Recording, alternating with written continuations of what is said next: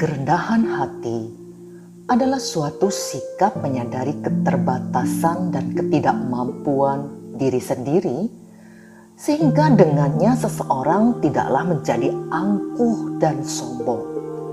Ulangan 8 ayat 2 berkata, "Ingatlah kepada seluruh perjalanan yang kau lakukan atas kehendak Tuhan Allahmu di padang gurun selama 40 tahun ini, dengan maksud merendahkan hatimu dan mencobai engkau untuk mengetahui apa yang ada dalam hatimu, yakni apakah engkau berpegang pada perintahnya atau tidak. Rendahkanlah hatimu serendah-rendahnya di hadapan Tuhan, hingga tidak ada seorang pun yang bisa merendahkanmu." Orang yang rendah hati adalah seseorang yang menyerahkan dirinya kepada Allah dan bergantung mutlak kepada Dia.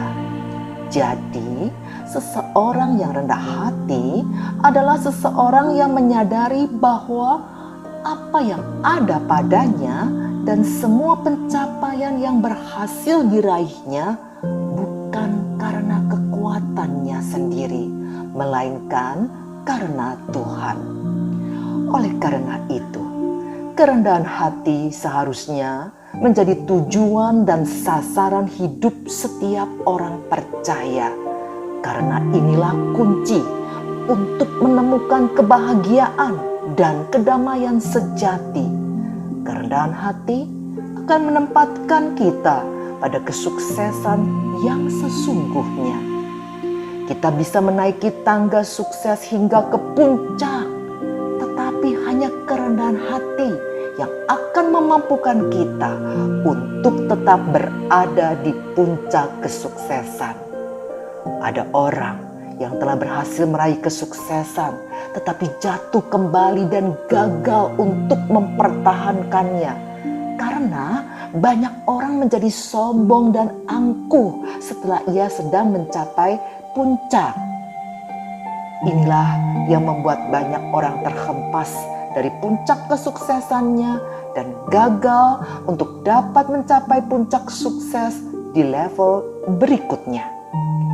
Yang paling berbahaya dalam hidup ini adalah ketika kita menjadi tinggi hati dan sombong, sebab kesombongan terbukti lebih mudah membawa kehancuran dan kegagalan dalam hidup seseorang.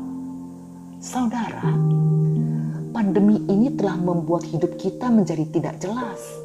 Segala rancangan keberhasilan dan kesuksesan kita lenyap begitu saja. Malahan seolah-olah kita memasuki padang gurun kehidupan yang sama seperti umat Israel di padang gurun. Kita tidak bisa lagi membahas target masa depan. Saat ini kita benar-benar sedang dilatih dan diajar Tuhan untuk merendahkan hati di hadapannya. Puji syukur kepadanya, di tengah situasi pandemi yang mencekam ini, kita lebih mudah menyadari bahwa hidup yang kita jalani selama ini semua adalah karena kasih karunia dari Tuhan. Sehingga kita bisa kembali sujud dan menyembah Dia dengan penuh pengucapan syukur. Terima kasih Tuhan. Mulai hari ini kami bertobat. Kami akan menjaga hati kami agar tidak menjadi sombong dan tinggi hati.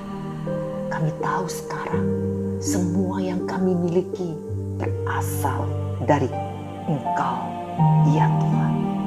Ampunilah hamba-Mu, sebab selama ini telah mengabaikan Engkau. Kami terima segala peringatan-Mu dengan kerendahan hati.